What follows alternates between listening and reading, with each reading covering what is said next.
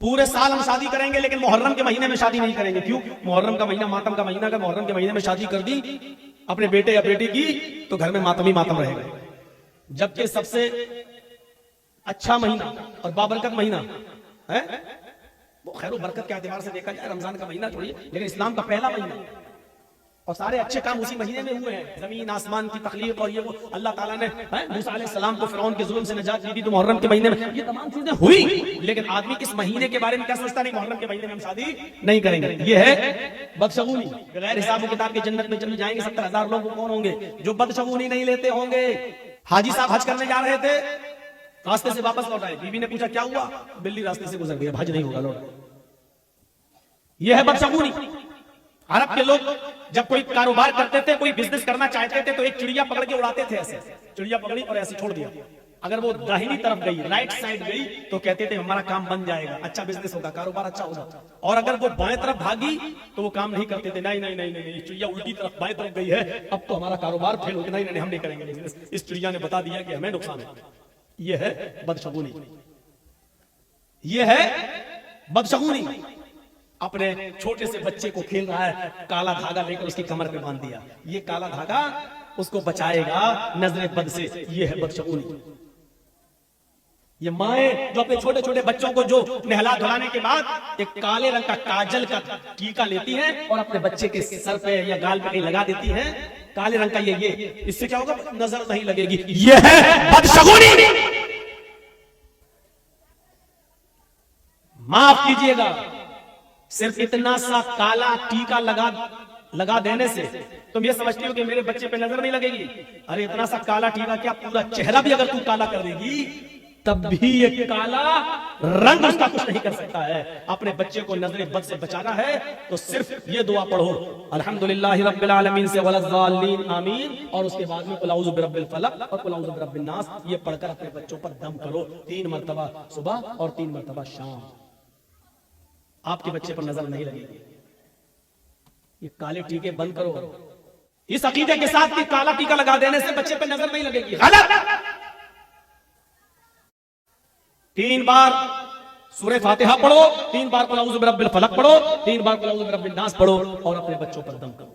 उसका तरीका यह होना चाहिए कि एक बार पहले पढ़िए आप औज़ु बिल्लाहि मिनश शैतानिर रजीम बिस्मिल्लाहिर रहमानिर रहीम अल्हम्दुलिल्लाहि रब्बिल आलमीन अर्रहमानिर रहीम मालिकि यौमिद्दीन इय्याका नअबुदु व इय्याका नस्तईन इहदिनस सिरातल मुस्तकीम सिरातल लज़ीना अनअमता अलैहिम गैरिल मग़दूबि अलैहिम वलद्दाल्लीन। फिर उसके बाद पढ़ो बिस्मिल्लाहिर्रहमानिर्रहीम कुल औज़ु बिरब्बिल फलक मिन शर्रि मा खलक़ मिन शर्रि गासिकिन इज़ा वक़ब। ये पूरी सूरत पढ़ो। उसके बाद पढ़ो बिस्मिल्लाहिर्रहमानिर्रहीम कुल औज़ु बिरब्बिन नास मलिकिन नास इलाहिन नास मिन शर्रिल वसवासिल खन्नास अल्लज़ी युवस्विसु फी सुदूरिन नास मिनल जिन्नति वन नास। एक बार पढ़ लिया, अब बच्चे पे दम कर दो।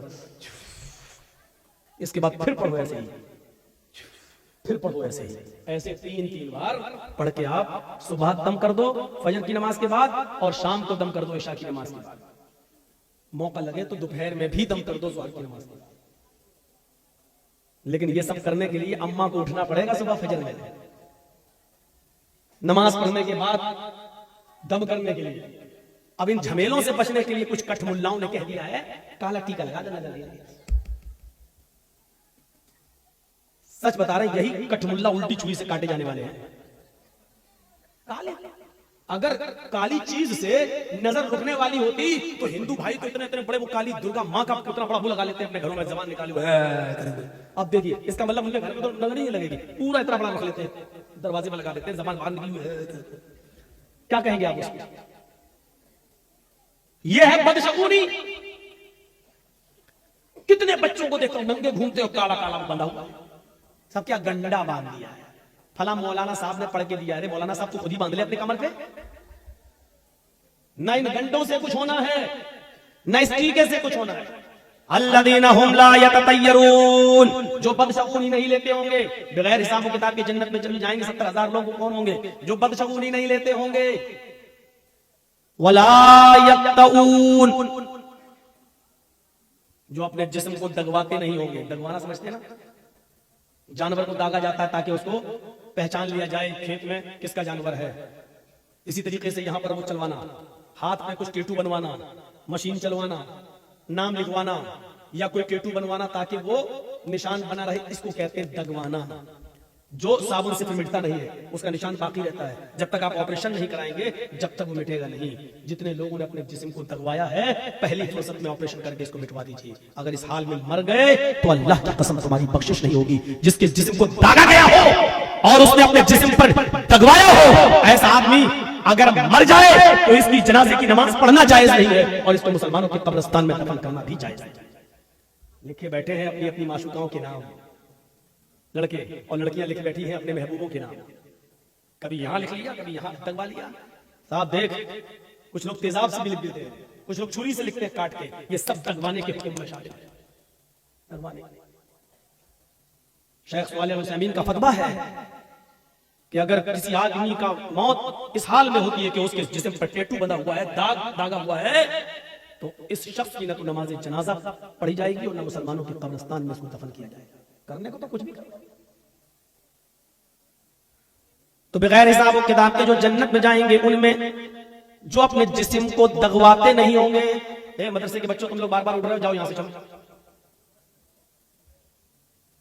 जिसको जाना हो यहां से जाओ, बार बार उठकर डिस्टर्ब मत करो।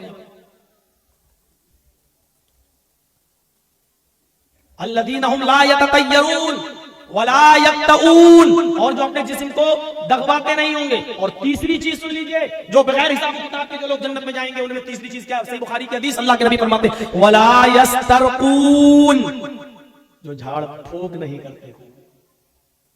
बहुत साफ लफ्ज मौजूद है, कोई तशरीह करने की जरूरत नहीं है।